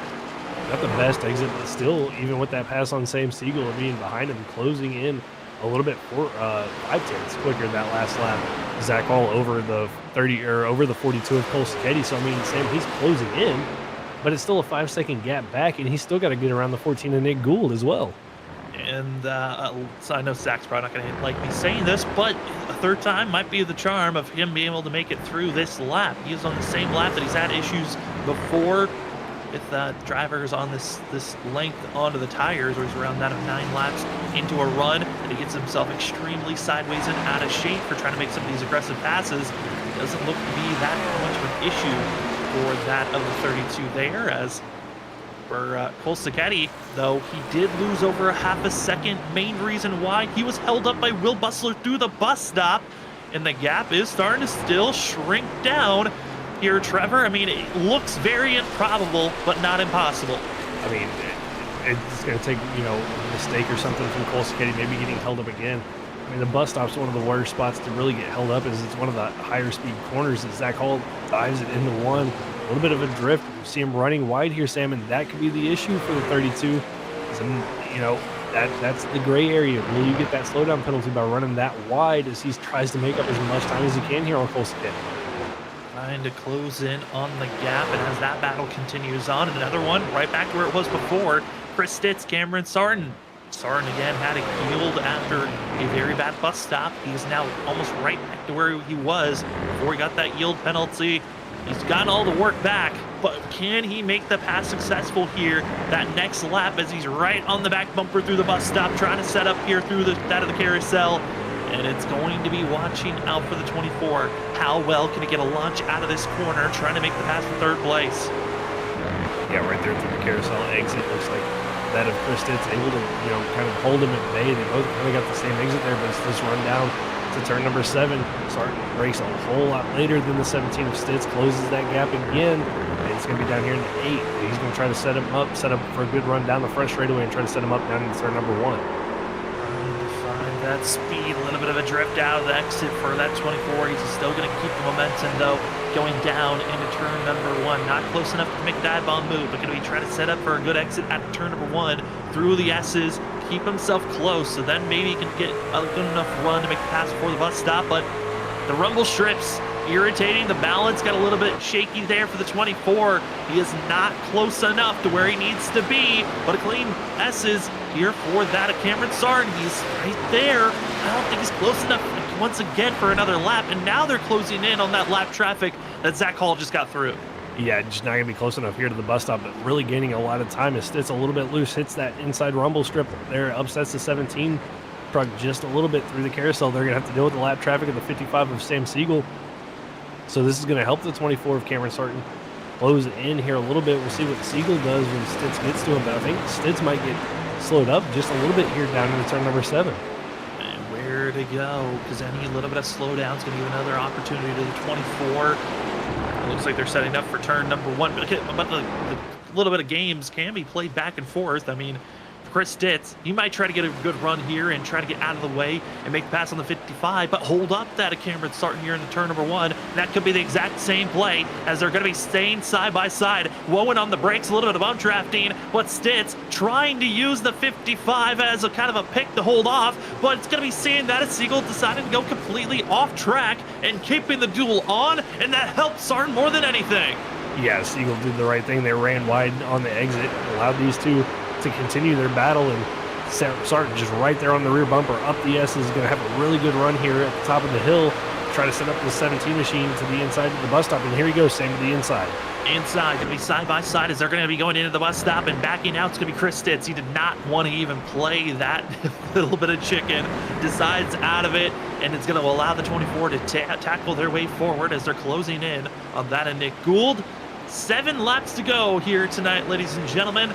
This is one of the best battles out on track, is that of the 24 and the 17. They're going to try another round of getting by lap traffic together, but Sarton with a 3-lap advantage on the tires. Yes, we're 10 laps into this run for the 24, 13 laps into this run on these tires for the 17.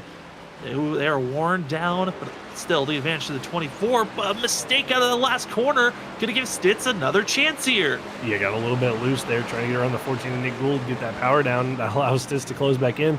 But you can just see how much more aggressive The 24 starting is on the brakes down into turn number 1, but carries a little bit too much speed there. The 17 trying to come back at him on the outside there over the rumble strips and through the S's, but I think the 24 is going to be able to get the better run through the S's right here, Sam. And that was a very risky call by the 17. Almost decided to stay out there too long. You can go out to that overextension zone, but if you stay too far out there until the entry of the S's, you will get a yielding penalty. The 17 was clear. He did not get penalized, but you can just tell the tire wear is just not there. The advantage for sure for the 24 as he continues to try to pull away. Nick Gould's going to go off course through that of the bus stop. Luckily, staying out of trouble, allowing Sam Siegel to close in on that battle. As the 9's going to be getting through traffic. As you look through also some of the rest of the field and some of the battles that are going on there, gotta say, the battle for 8th place has been a good one as we've been watching the other ones, but Austin Call, 8th place currently for the 18. He's got that Kyle Carpenter on his back bumper, and these are drivers that need these points. Austin Call, 14th place in points coming into the night, and that of Kyle Carpenter, 10th in points here this evening. And Carpenter, only that of a 16-point buffer over that of Ryan Lynch, and just that going to be an 18-point advantage over Austin Call.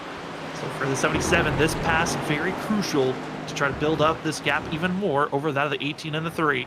Yeah, good news for Kyle Carpenter, though, is Ryan Lynch all the way down in 17th position in that 3 machine. So gaining some valuable points over him, but it's the battle with Austin Call right here, and it looks like Call's a little bit loose out of the final corner, not able to get that run as the 77 of Carpenter is going to dive it down in there, but Austin Call trying to fight back on the outside here into 1, and they're going to be side by side, almost a little bit of beating and banging down there into turn number 1 as Carpenter tries to get this pass done up the S's. Carpenter going to be in the more advantageous side, going up through the S's. Call drifting it practically through that side of the first corner. Now going to be going up into these next top of the hill bends is the 18, trying to find any type of extra speed, but the grip's just not there. But he will have the draft entering the bus stop. Where and who's going to make the mistake? And it looks like for the 17, he's going to go a little bit more conservative, while the 18 being a lot more aggressive on the entry, and they somehow keep it equal through that of the carousel. Yeah, kept it equal, but right here, corner exit of the carousel, we'll see if the 18 of Austin Call can get a little bit better run, but it looks like just the 77 of Carpenter has saved those tires just a little bit more, able to get the power down quicker than that of Austin Call and start to pull away here down the final straightaway into turn number 7. Into turn number 7, it's the 77 up to 8th place. As we look at the ticker board, it is 4 laps to go for the 42 of Cole Sacchetti. What a run he's had so far as he continues to keep himself in the lead position. The gap has shrunk between the 1 and the 2 machine, as at one moment it was 7 seconds about that 10 laps ago. It's now down to that of just simply 3, a little bit under 4 seconds is the gap. And Trevor, I mean, looking at the difference, Zach Hall has done an amazing job to get where he's at, but he's now going to have to gain over a second each lap or hope for a major mistake by the 42, which we have yet to see that here this evening, as we're now to 3 to go here tonight. Yeah, 3 to go, and Cole Sacchetti hasn't so much as, I think, put a tire in the grass, saying that 42 machine has just been nice and clean all race long. And that time by, I mean, yeah, Zach Hall gained 5/10, Sam, but the issue is he needs, like you said, a second and a half in these last couple of laps, and he's just running out of time unless the 42 makes a major mistake in these next couple of laps. And for this of Cole Sacchetti, what an amazing night it could be. Came into the night as the cutoff driver, 12th in points. We've had a total of 6 different winners this season, and that is 7 different races, and here tonight could be that of our 7th different winner in 8 races. And that of the 42 continues to just hit his marks as Zach Hall makes a mistake through the bus stop, and all that time throw it away as that of 32 just now going to have to limp this machine away. He was pushing so aggressively, and for Cole Sacchetti, that has got to be a nice feeling to know that the gap has now doubled, and you can just take it easy for these next 2 laps. And to keep yourself out of trouble with lap traffic, you don't need to even pass lap traffic. Just hit your marks, stay on track, and Cole Sacchetti's going to find himself in a victory lane.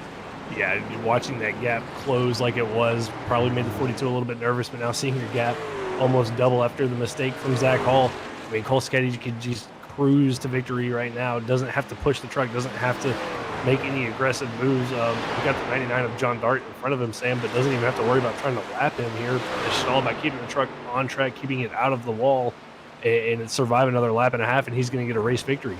Yeah, there's no pressure to even pass that of John Dart. You can run the same pace as the 99, and you will still have plenty of gap to work with here. And that's the nice thing, is when you have that much of a gap between yourself and second place, that little bit of slack just allows you to let it roll. You can, pick up the pace if you need to, but take it easy on the tires. The 42 trying to figure out where he wants to go right now with John Dart over the radio.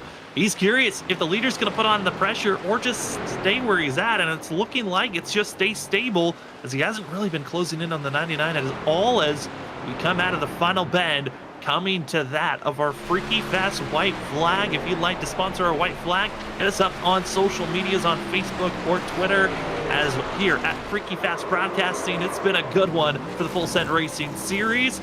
55 laps in, and it is going to be that of the 42 trying to make his way forward. Is there going to be a slight issue for the 26 of Travis Dart? Excuse me, that's actually going to be another driver having issues. That's going to be Logan Keys, who went off track in turn number 1. The 42 through the S's, lean right now here, Trevor. Yeah, through the S's, just has to navigate that of the bus stop, then the carousel, turn 7, turn 8. Sam halfway through, almost halfway through the lap for the 42 machine, just nice and easy, just going to follow in the tire tracks to the 99 of John Dart. Survived a little bit of a scare from the 43 of Logan Keys as he spun in turn number 1, but for Cole Siketti, just nice and smooth through these last 3 corners. He's going to get his first win here this season and lock himself into the playoffs. There's no other drivers he's got to have worry about if they're going to have trouble. It's just the 99 ahead of him for that of Cole Siketti. The gap behind continues to shrink, but staying patient, staying stable. He might have had a couple of slip-ups earlier this season before the 42 machine. Cole Siketti through the final corner, keeps it low, keeps it off the wall, and is going to find himself in a victory lane here at that of the lap traffic at the Glen. It's Cole Siketti winning and locking himself into the playoffs. That's got to be such a great feeling for Cole Siketti, Sam. I mean, just the ups and downs of the seasons that he's had, the speed, the inconsistent finishes, coming in 16th in points, but now locking himself into the playoffs, can build that momentum heading into the playoffs, and it's going to be such a relief for Cole Siketti. Last time these drivers were here at the Glen, Cole Siketti didn't have anything close to the fastest lap for that race. He didn't even lead a lap. He was 30 seconds off of that of Cameron Sartin. Well, 2 seasons later, it's the 42 winning and having a 13.5-second gap lead over the driver that won 2 seasons ago. What a switch up by that of Cole Siketti. The speed was there. He was so consistent. We talked about the fact that he really didn't go off the track very often. We saw mistakes from other drivers, but a mistake-free, a fast truck, and Cole Siketti wins here tonight. Congratulations to that of Cole Siketti. Also to Zach Hall for recovering up to second place. Cameron Sartin tried his best. He'll come away in third. And our biggest mover of the night going to be that of the 14 and Nick Gould, who decided not to qualify. Saw other drivers make mistakes. The 14 will come away in 16th position. But Trevor, what a night for all these drivers here this evening. Yeah, I mean, what a night. Really clean race, Sam. The typical trouble spots that we typically talk about here at Watkins Glen. The S is the bus stop. Didn't really see any incidents all night long. A couple of spins down in turn number 1, but other than that, everybody keeping it clean all night. Cole Siketti pretty much on rails after the couple of mistakes from Zach Hall, and a big what if from Zach Hall. Had he not made those mistakes, would he have been there to challenge the 42 of Cole Siketti? Well, the 42, Cole Siketti, kept himself out of trouble. Now he can burn it down here this evening as he gets to have his fun out for that of the Exodus Road for turn number 1. We will come back for our post-race show. We'll talk to our top 2 and a spotlight driver, get their thoughts on tonight, and set you up for next week at Pocono. We'll see you in just a few moments.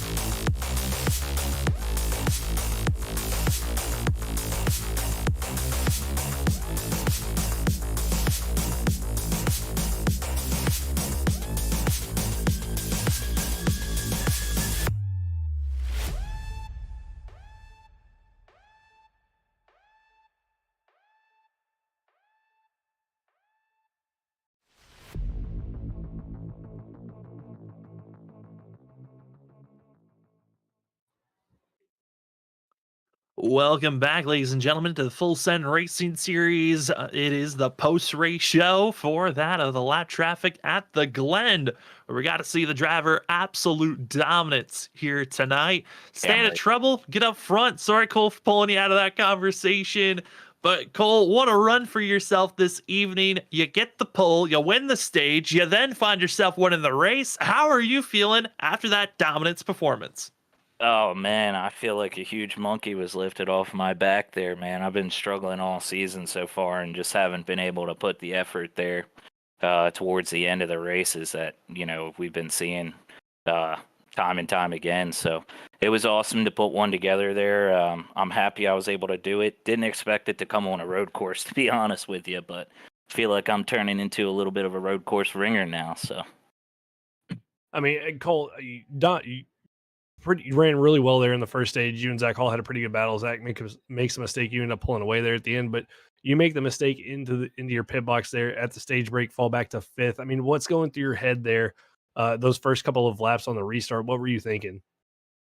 yeah, I mean, I'll be honest with you. We really didn't have that long of a run because I knew it was going to go like 20 laps. So I was thinking, as long as I could stay with these guys, because some of these guys that I was out there racing with, I mean, they got a lot more road course experience than I do there. So, but anyway, I kind of hesitated getting into my box there. It said I was too far back, and I hesitated for like 3 seconds thinking I was in my box properly, and I just wasn't there. So I'm happy I was able to pull it off there. But when I saw Cameron go to the outside of Zach when he was spinning, coming through that final turn there, I knew I had to take it because I wasn't beating Cameron there.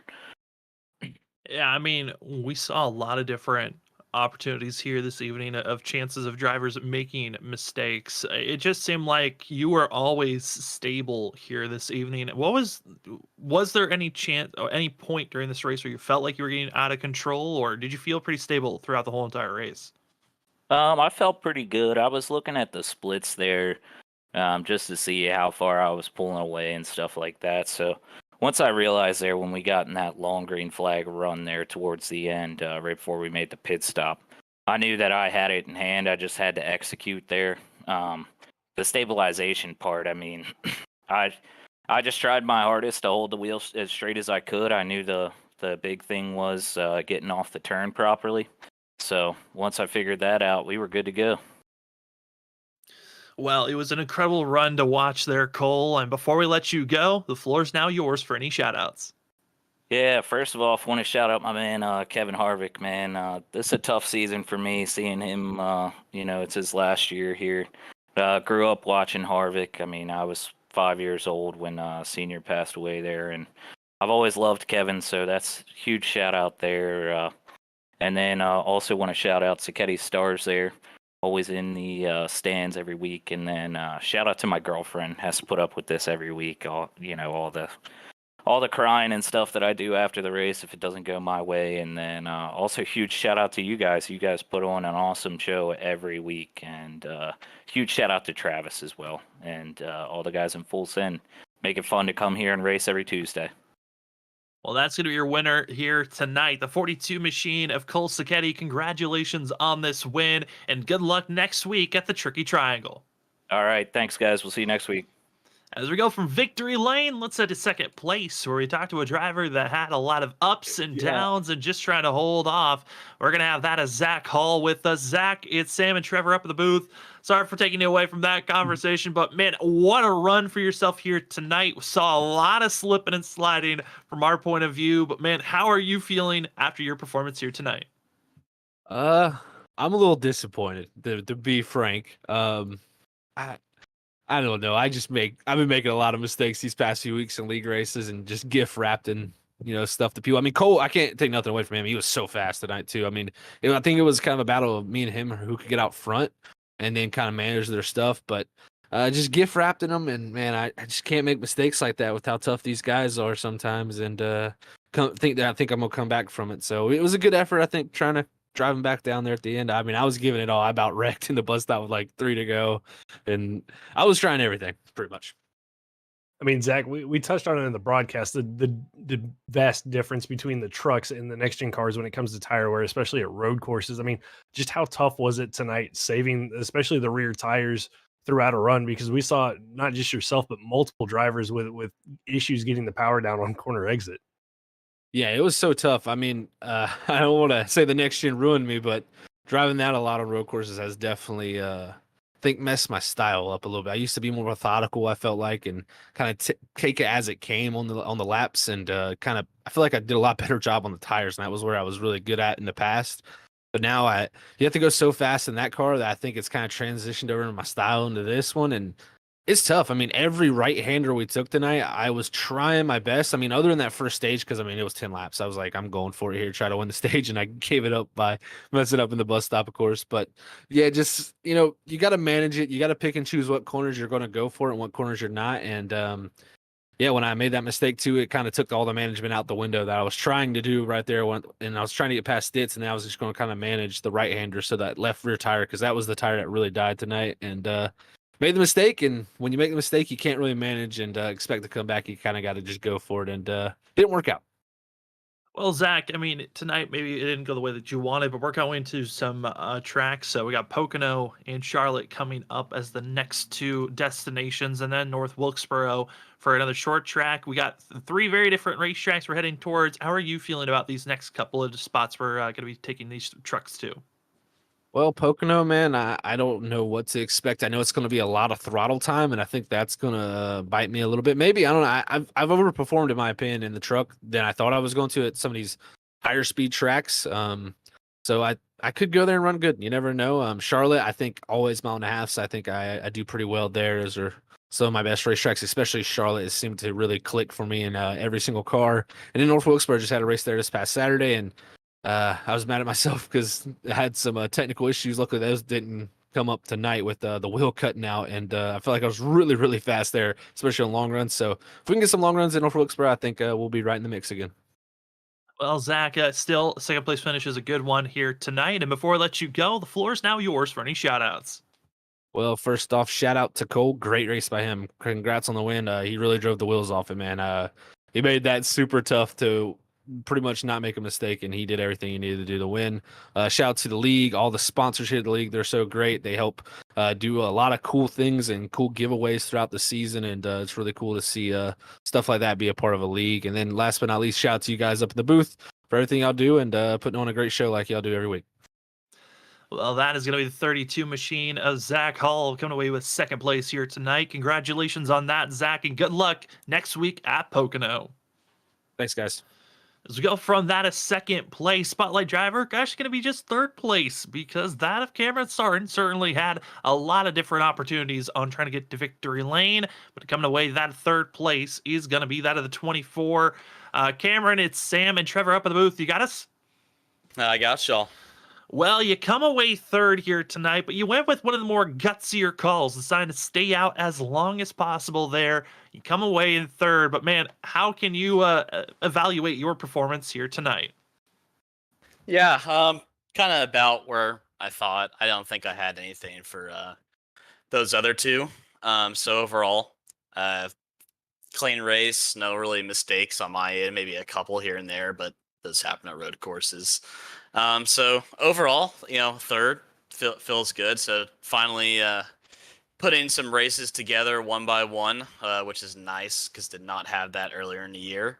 But just man, need that little more oomph to get to P1. So hopefully that'll come here next few races. Kind of missed out on 3 tracks I felt really, really good at. So even though I felt, probably top 3 fast in all of them, probably felt fastest last week. Just wasn't meant to be with the strategy last week. But, you move on down the road and rack up the points.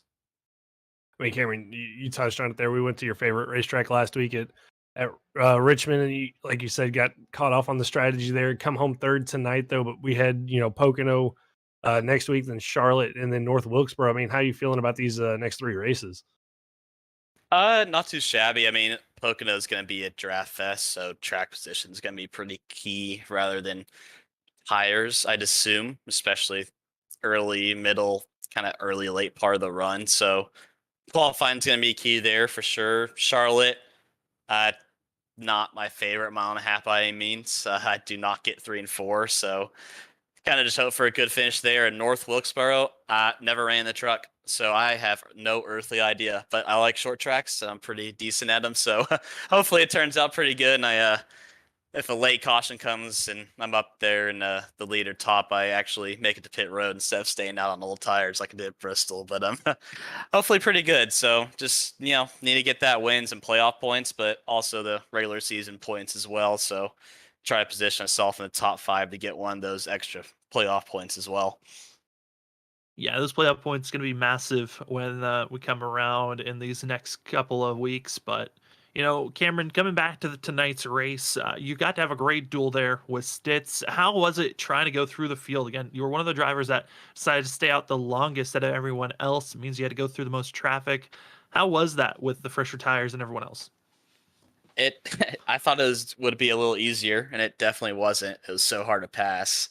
I think I just ran the wrong steering ratio, so I burnt up the rears a lot faster on that second green flag run. It kind of stayed with Cole there a while, then all of a sudden it just fell off a cliff.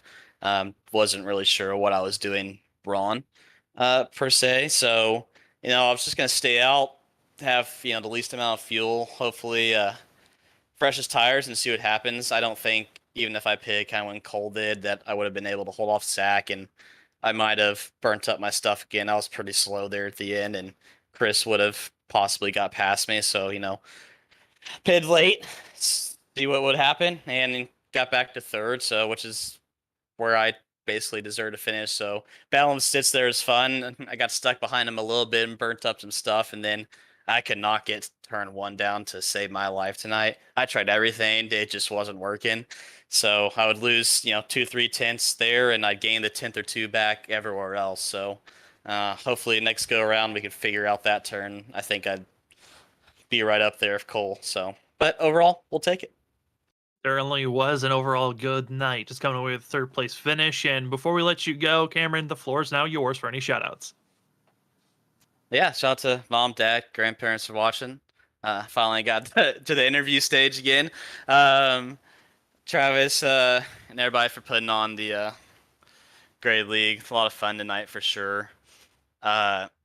Impact Design for the Disney paint schemes. No, didn't run one tonight, but a little throwback. But overall, shout out to him and go check him out. Good old guy over at Lap Traffic, former sponsor of mine. So great race tonight, and shout out to him for sponsoring. Goes racing with Charles, John, Sam. So we're putting up the points there on the team standings a lot more than people thought, so we'll continue on with that, and we'll go on the next week. Well, we can't wait for it, and good luck next week as we're heading to Pocono. That's going to be the 24 machine of Cameron Sartin. Good luck next week, Cameron, and hopefully we'll be talking to you then. Yes, sir. Thanks, boys. As we go from that of our spotlight driver, let's head to that of our unofficial results here this evening. 55 laps were ran here at the Glen, and it was going to be seeing us with a total of just that of 11 drivers able to stay on the lead lap, as this race majority was green. We got our stage break that reset everyone, and we got to have some fantastic starts. The start of the race was great. The restart was just as good, but coming at the top of the board, it's going to be the 42 of Cole Sacchetti getting himself into victory lane, with Zach Hall going to be in 2nd place for the 32 machine, Cameron Sartin going to be in 3rd, Chris Stitz in 4th, with that of Brian L. Williams going to be in 5th, Andrew Medlin comes away with 6th, 7th goes to Ross Tatum, 8th goes to Kyle Carpenter, 9th is going to be the Austin Call, and finishing out our top 10, it's going to be that of the 15 at Ken Campbell. And John Dart's going to be there in 11th, and Joshua Altus in 12th, and Sam. I mean, a lot of drivers tonight with the runs that we kind of thought they were going to have. Brian up there in 5th, based off where he qualified. I mean, only down 1 spot from where he qualified. Austin Call might have thought, he was going to have a little bit better of a run based off of what we saw from him in practice, but still with a solid top 10 for himself along with Kyle Carpenter. And then John Dart with a great recovery after that incident he had down in turn number 1. With Will Bustler and the 101 of Philip Chavez, was able to get almost back into the top 10 So a great run for the 99 machine. And then, further on down the field, Chavez down there in 18th after his that incident. Travis Dart after a late spin, or a spin up the S's, down in 20th. And then Nick Holland down there in 22nd after a blown engine, also involved in that wreck with Phil Chavez. Yeah, a lot of drivers deeper in the field just with issues. They could not find themselves. For some to recover and mend, and others were able to luckily have the stage break to resettle and get back into the mix. But for tonight, thank you for joining with us for the Full Send Racing Series. That was race number 8, and we've got ourselves now 7 more races to go. We are officially past the halfway marker of the regular season, and it is certainly going to make the playoffs way more interesting now. We've got 7 drivers with wins, and we do not have 7 more spots still left in to make it into the playoffs. Drivers have to start worrying about getting wins at this point if they want to make it into the playoffs. If you win, you're in the playoffs, but if we've got more winners than positions in the playoffs, it's going to be very interesting on how that ruling is going to set the stage for these drivers. Only 12 make it to the playoffs, and it certainly is inching closer and closer. Pocono, our next destination. Could we have another first-time winner this season, or will we see someone repeat like we've already seen from that of Zach Hall? Time will tell, but for tonight, again, thank you for joining us. We got more coverage throughout the week, as we're going to have tomorrow off for the Wicked Racing League, as they're having their playoff. Not their playoffs, they're having their all-star break, excuse me. And then Thursday, going to be having the Stars and Stripes. They're having their 10th race of the season as they're going short track racing in the ARCA cars as they head to Nashville Fairgrounds. Saturday, going to be WSS Roast Gems Cup Series. They are heading to Japan for the Twin Ring Motegi Grand Prix to see what the drivers can handle at that course. Then Sunday, it's a special event here at Freaky Fast Broadcasting. It's the life celebration of Dave Bush, a driver that we've covered here many a times on Freaky Fast Broadcasting, dealing with terminal illness, but we want to have one last hurrah for that of Dave Bush, and that's what Sunday is for. Can't wait for it to celebrate the 53 as we get ourselves settled in. We also, starting off the next week, it's going to be Monday night for the ISRC Truck Series, and then we're right back here Tuesday evening like it almost always is. Pocono, our next destination. Can't wait for it. And for tonight, thank you for joining us. For myself, Sam Dyer, for Trevor Earhart, for that of Robert Moyer, and everyone else here at Freaky Fast Broadcasting. Thank you for joining with us, and we'll see you at our next broadcast Thursday night for the Stars and Stripes as they head to Nashville Fairgrounds.